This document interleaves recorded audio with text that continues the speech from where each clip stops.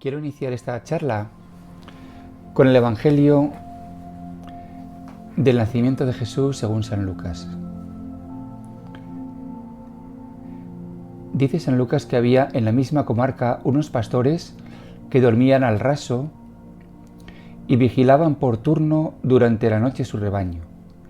Se les presentó el ángel del Señor y la gloria del Señor les envolvió en su luz. Y se llenaron de temor.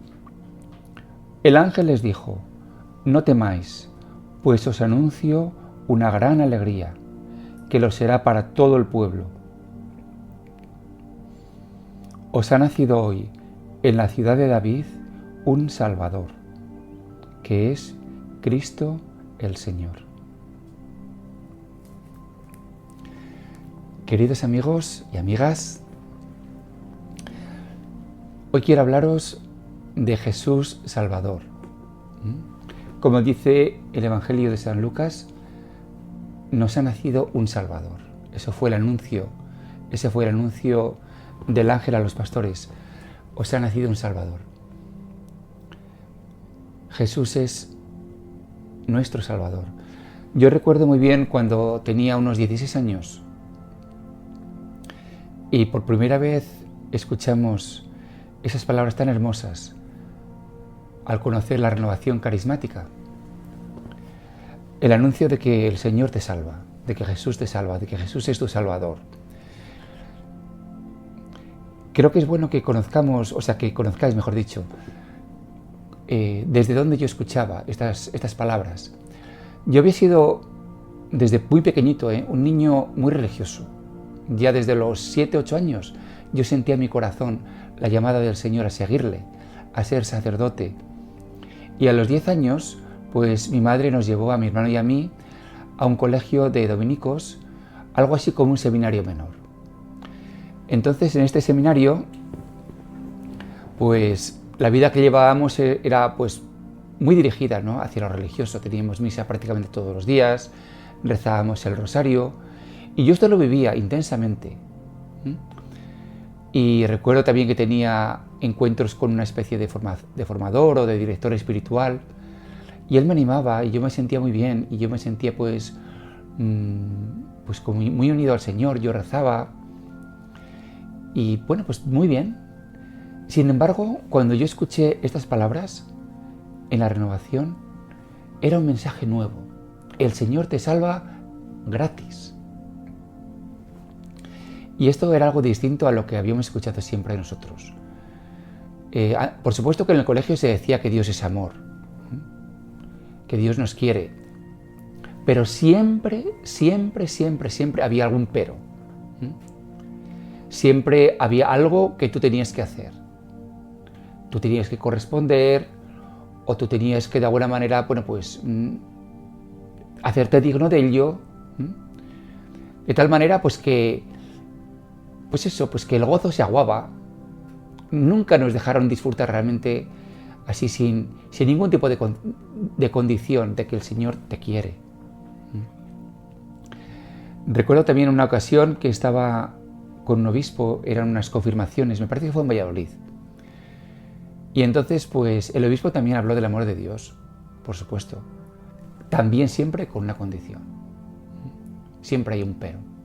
Es algo así como cuando lo que nos dicen ahora, ¿no?, que cuando recibes, algún escrito o tienes que firmar un contrato, ¿no?, pues tienes que estar muy atento a la letra pequeña o a los asteriscos, porque lo que parece tan ideal o tan interesante o tan atractivo al principio, luego al final viene la palabrita pequeña, en letra pequeña, que pues no es para tanto. Pues algo así pasaba con el amor de Dios. Que sí, que es muy bonito, pero luego después, pues no es para tanto, porque tienes tú que hacer no sé qué cosas y tal, ¿no?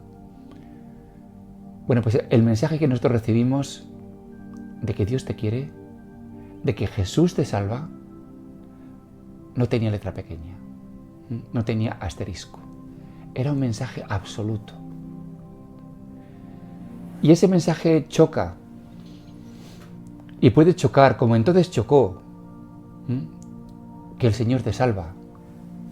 Entonces, mucha gente dice, bueno, ¿y qué? pero ¿qué pasa? Yo no tengo que hacer nada. El Señor me salva, pero bueno, entonces es tan fácil todo. Me acuerdo de una señora que habló de la teología de Viva la Virgen. Entonces, ¿qué pasa? ¿Viva la Virgen? ¿No? Si lo hacemos tan fácil, bueno, pues entonces pues la gente no va a tratar de ser buena, ¿no? La gente no va a cambiar, esto va a ser un desmadre, ¿no? Y bueno, pues las pegas, las dificultades, los miedos, hace que no podamos acoger, que no podamos entender, que no podamos disfrutar del gran don y del gran misterio que es la salvación de nuestro Señor Jesucristo. Vivimos en una cultura moderna o posmoderna, con lo bueno, que es mucho, y lo malo, que también hay, que esto tiene. Lo malo que tiene nuestra cultura posmoderna es que es secular y no tiene prácticamente contacto con lo trascendente. Pero sin hacer mucho tiempo, sin hacer muchos años, pues nuestros padres y nuestros abuelos, para ellos el tema de ir al cielo o de no ir al cielo era muy serio, no era ninguna broma. Ellos creían a pies juntillas pues que al final de la vida, pues como que Dios te va a hacer un examen, ¿no?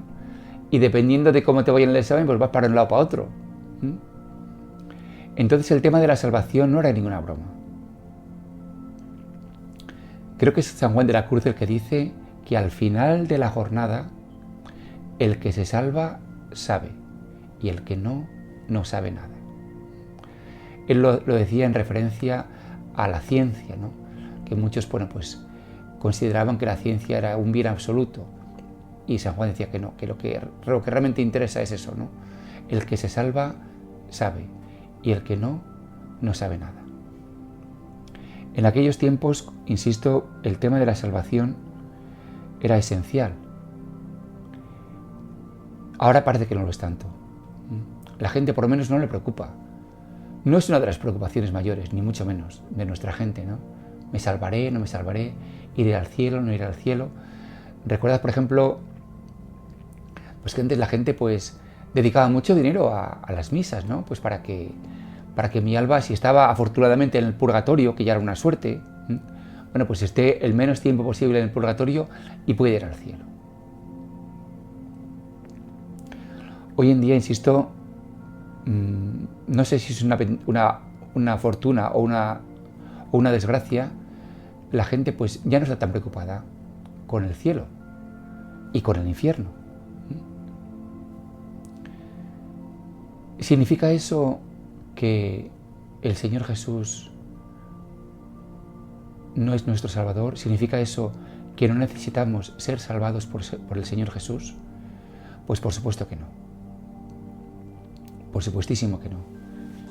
Y me gustaría en el tiempo que esté hablando, pues compartir con vosotros que el hombre moderno o posmoderno tiene tanta necesidad o más que el hombre premoderno de salvación. Lo que ocurre es que la salvación, pues a lo mejor se entiende o se percibe de manera distinta y eso es esencial. Un amigo mío me comentaba el otro día, más o menos me lo formuló así: de cara a la evangelización, él me decía, de cara a la evangelización, ¿cómo podemos hablar de Jesús en la cruz? ¿Cómo podemos hablar del sacrificio de Jesús en la cruz cuando hoy en día la gente pues no acepta, rechaza, ¿no?, la idea de un Dios pues que requiera un sacrificio, pues para contentarse, pues para aplacar su ira? ¿Cómo podemos presentar a Jesús sacrificado en la cruz por nuestros pecados, pues para que Dios nos perdone? Esto hoy en día no tiene sentido. Y hay que reconocer que en buena parte tiene razón. Tenía razón mi amigo, ¿no? Pero no es menos cierto que hace 2000 años, esto que acabo de decir tuvo profundísimo sentido, tuvo un tremendo sentido. Y para poder entender este misterio, yo os invito a que recordemos con el corazón, que recordemos cuál fue la experiencia después de que Jesús muere en la cruz. Bueno, pues imaginaros esto, ¿no? Que un 14 de Nisan del mes de abril, un viernes por la noche, Jesús muere. Jesús muere. Y al morir Jesús, todos sus discípulos corrieron y huyeron en desbandada. Como dice la palabra de Dios, muerto el pastor, las ovejas se dispersaron. Y se dispersaron porque estaban aterrorizadas, estaban asustadas. Tenían miedo de que el mismo mal que había acabado con su maestro también acabara con ellos. O sea, desaparecieron. Entonces algo ocurrió fortísimo, tremendísimo, intensísimo. Algo ocurrió que les hizo sentir que el Señor Jesús está vivo. Y eso les congregó. Y eso les unió. Es una experiencia que no tiene comparación, porque no es sencillamente una visión. Una visión es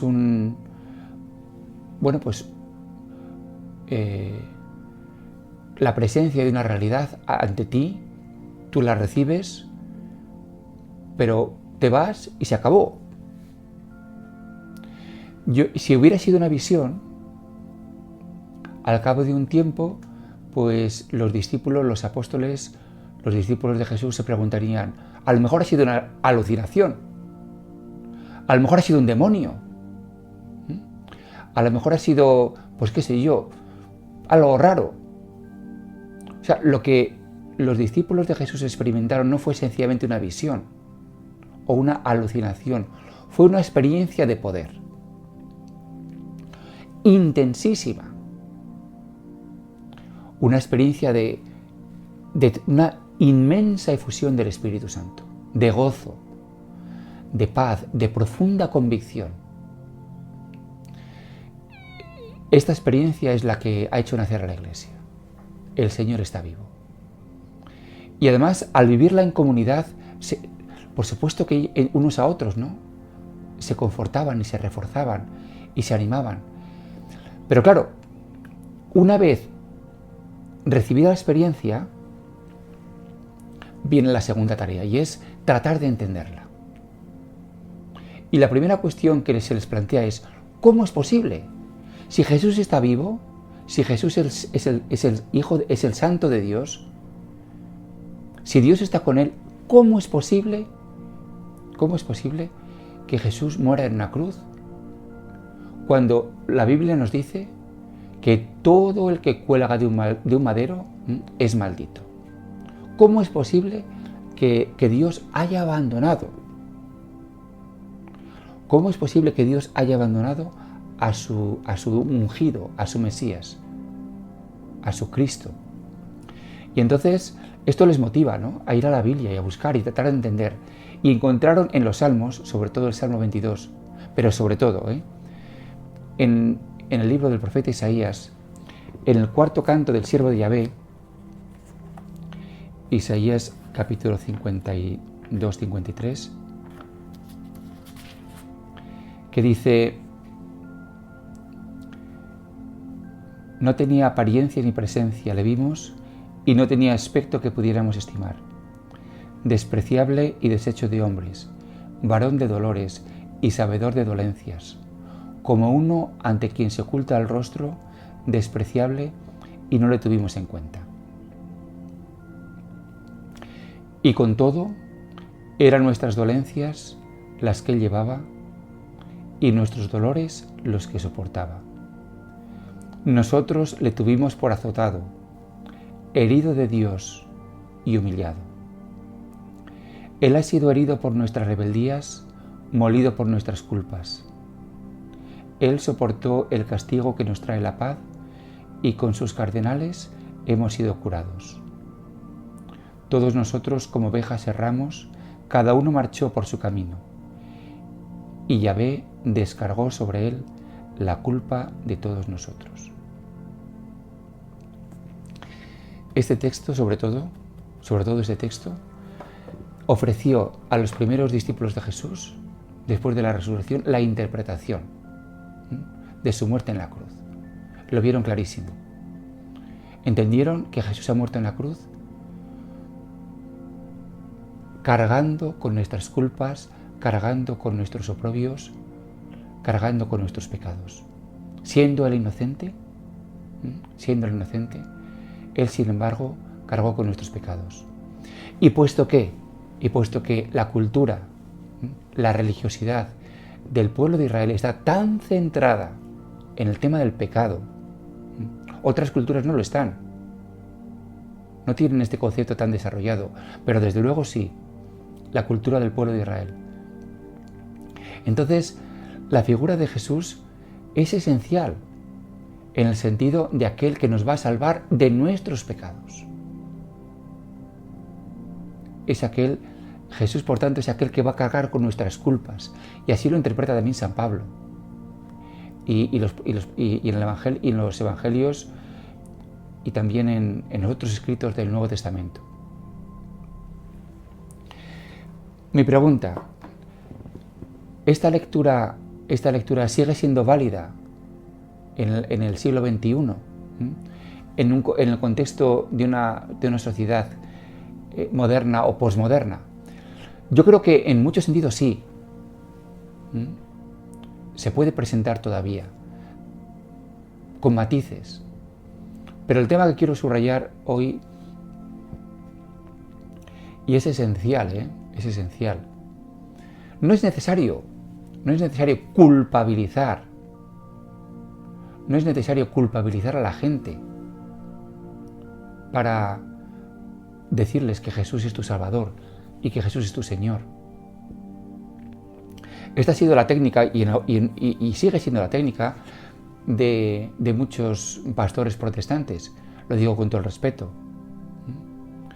Ellos quieren convencer a la audiencia de que tú eres un pecador, ¿no? Y si no lo sabes, tienes que darte cuenta. Y una vez que ya eres pecador, bueno, pues ya Jesús te puede salvar. Entonces es necesario, pues como digo, primero el reconocimiento de tus pecados. Y entonces ya, bueno, pues ya puede venir la salvación. En las iglesias protestantes, como digo, esto es muy importante y viene ya desde Lutero. Recordemos que Lutero, pues vivió en absoluto drama, en absoluta angustia, el tema de la salvación. Él era un monje, él era un sacerdote, y por su condición personal, y también, no solamente por su condición personal, sino pues por cómo se vivía la religión entonces, ¿no? En el siglo XVI, tan tenebrosa. Pues él no encontraba paz. Lutero no encontraba paz en sus prácticas religiosas y seguía atormentado por las dudas y por la angustia de me salvaré, no me salvaré. E insisto, y por más que él se esforzaba en sus prácticas religiosas y en sus ayunos y en sus penitencias, sin embargo, él no conseguía erradicar de sí mismo, ¿no? Pues el miedo a Dios y la tremenda sensación que él tenía de pecado.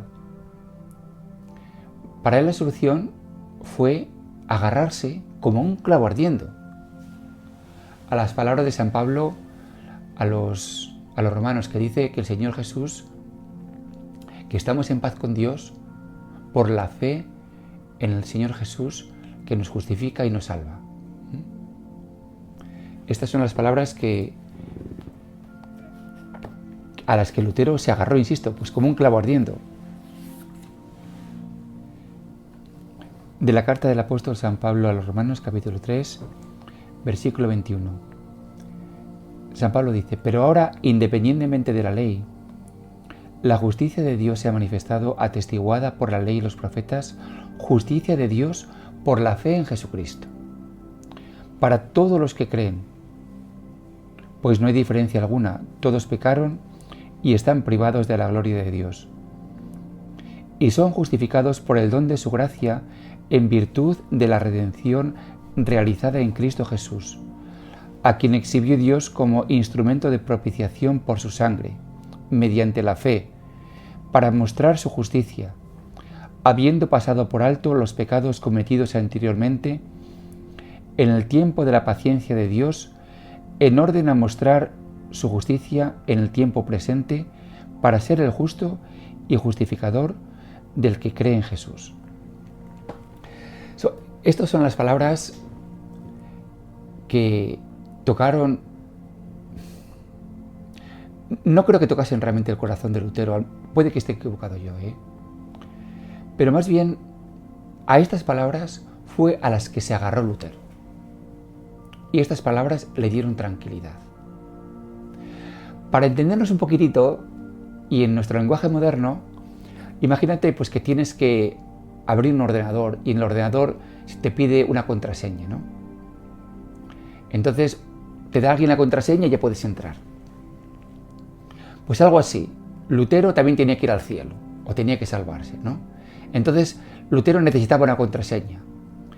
Y la contraseña era fe en Jesús. Entonces tecleó fe en Jesús y entonces ya pues pudo entrar. ¿Quiere esto decir que la salvación que experimentó Lutero no fue genuina? No lo sé. No soy yo quien para decirlo. Pero lo que sí que puedo decir es que mi experiencia de salvación en Jesús no es la de Lutero. No es la de Lutero. No es que yo me agarro a unas palabras y las creo y por tanto eso me da tranquilidad. No es así. O por lo menos yo no lo he vivido así. Más bien es al revés. Yo lo que he vivido y lo que vivo gracias a Dios es que el Señor ha venido a mi vida y me ha tocado. Y sin yo merecerlo. Y entonces me asombro y me maravillo y me regocijo. Y la fe surge como una respuesta del corazón. Y la fe es, como la fe de Abraham, es un sí profundo a ese infinito amor que el Señor pues me ha dado, ¿no? Lo que dice también San Pablo, el amor de Dios ha sido derramado en nuestros corazones por el Espíritu Santo que se nos ha dado. Esta es la salvación. Y la fe no es creer en unas palabritas de la Biblia. Y las crees y te agarras a ellas y eso te da calma. No sé si esto es inadecuado o no, pero ciertamente no es mi experiencia. Como digo, mi experiencia es un asombro. Por eso nosotros decimos siempre, ¿no?, que esto es algo gratuito, que esto es algo que se te regala y que no lo puedes merecer. Si lo mereces, o si tú crees que lo mereces, o si quieres pagarlo de alguna manera, se pierde.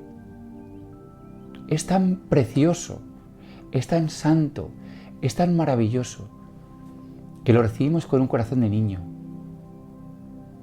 Claro, esto hace que no te puedas gloriar, como dice San Pablo.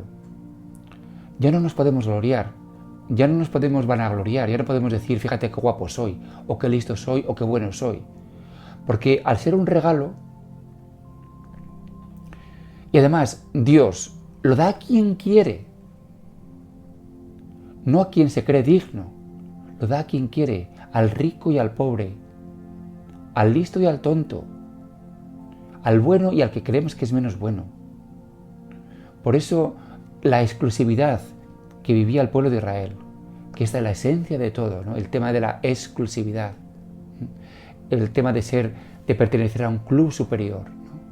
Ellos se creían exclusivos, el pueblo elegido, que tiene una ley especial, que Dios les bendice, porque de entre todos los pueblos de la tierra están ellos solos, que han sido elegidos por Dios.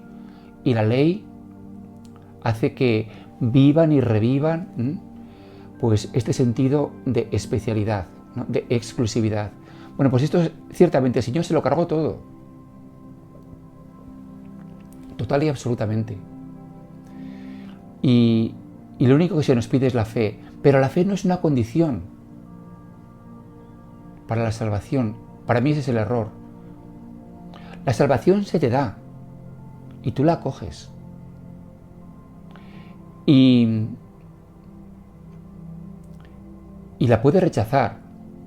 Por supuestísimo que puedes decir que no al Señor, porque nosotros no somos muñecos, no somos robots, no somos autómatas, somos seres libres. Y el Señor solo puede comunicarse con nosotros mediante la libertad de un ser libre, de una persona a otra persona. E incluso su salvación no se nos puede forzar. Por eso siempre podremos y estaremos en condiciones de decir no. Esa libertad la tenemos. Por tanto, cuando tú recibes el don de Dios, cuando tú recibes la salvación, lo que te nazca del corazón es decir sí. Sí, Señor, lo acojo, lo quiero. E insisto, esto tiene que ser vivido en pobreza, en sencillez, en total y radical humildad. Es el orgullo. Es el orgullo el que nos impide entender esto. Ciertamente, no solamente el orgullo, también la educación que hemos recibido desde que hemos nacido, ¿no? De que todo cuesta. En inglés hay una expresión que dice "There is not such a thing as a free lunch". Todo cuesta. Por todo hay que pagar un precio.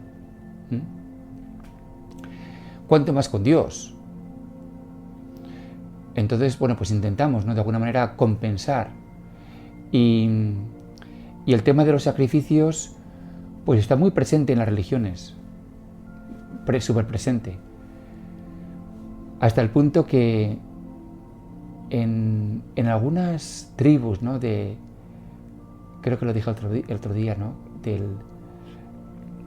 en algunas tribus primitivas que son cazadores, bueno, pues muchos de los cazadores pues tienen cortados los dedos, y es que se los cortaban para ofrecérselos a sus dioses, ¿no?, para obtener su beneplácito, para que les sean propicios.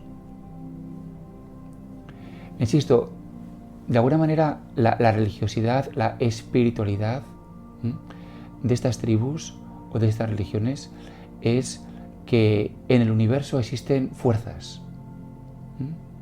poderosas, positivas y negativas, que me pueden hacer bien o me pueden hacer mal. Entonces el hombre trata de alguna manera de congraciarse con estas fuerzas.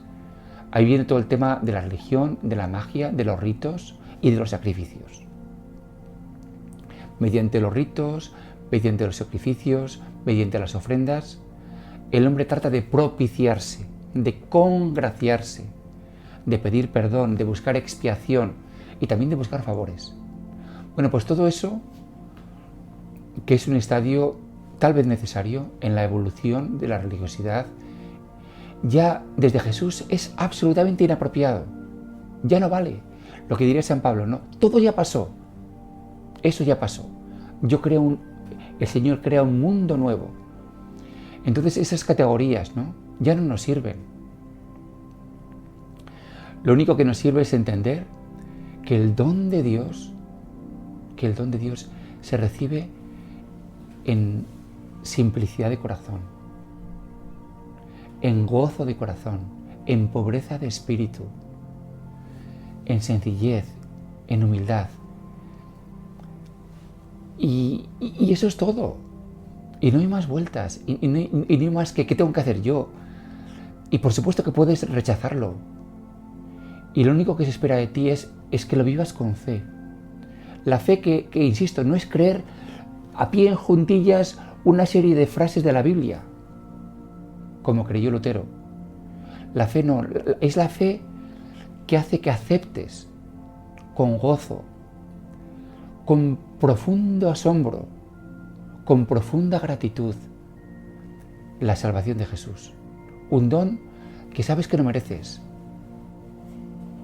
Porque si crees que lo mereces, no es salvación. ¿Cómo va a ser salvación si tú te crees que te lo mereces? Solamente, insisto, ¿no? Ese asombro. El hermano Roger escribió un libro titulado Asombro de un amor. Exactamente es eso. Asombro de un amor. Por eso, de aquí nace la alabanza. Y nace la gratitud. Y nace la acción de gracias. Y nace el deseo de seguir al Señor. Y nace el deseo de amarle.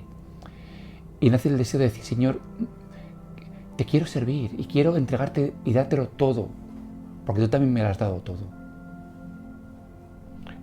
De ningunísima manera esto puede significar que yo quiero compensar o quiero contribuir, porque entonces lo estropearías.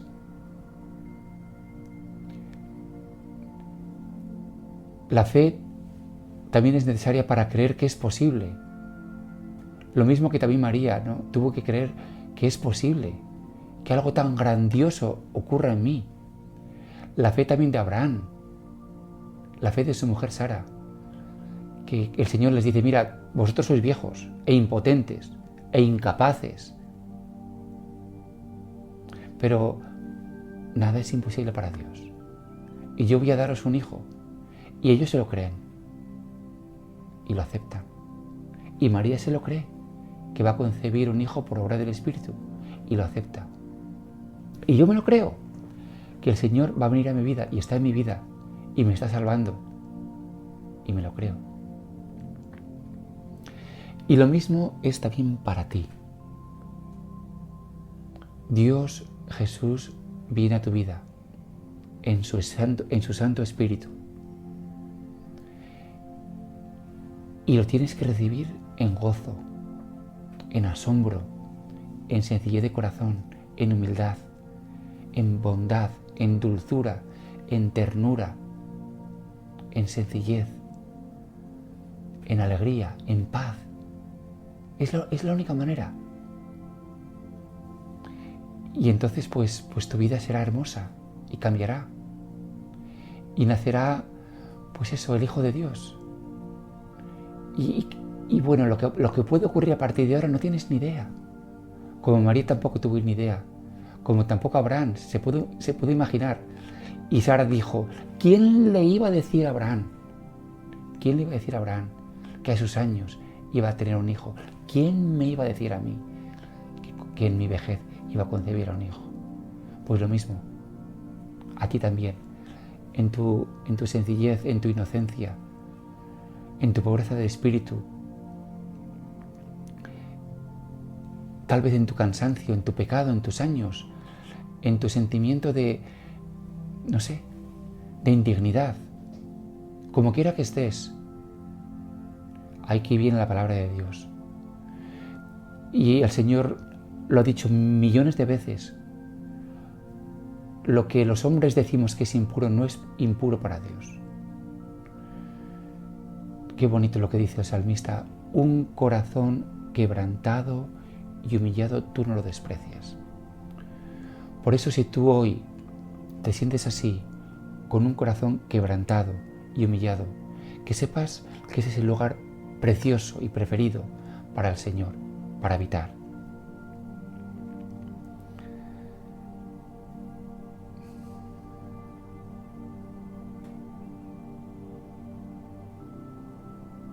Hablar de esto es casi tocar al cielo. Es el misterio de los misterios. Es hacer presente el amor de Dios en Jesús, que se realiza, que está aquí, y en cada corazón que lo acoge, una nueva vida nace. Por eso Él sigue llamando a las puertas de nuestro corazón. Mira que estoy a la puerta y llamo. Si alguno oye mi voz y me abre, entraré y cenaré con Él y Él conmigo. Que el Señor te bendiga.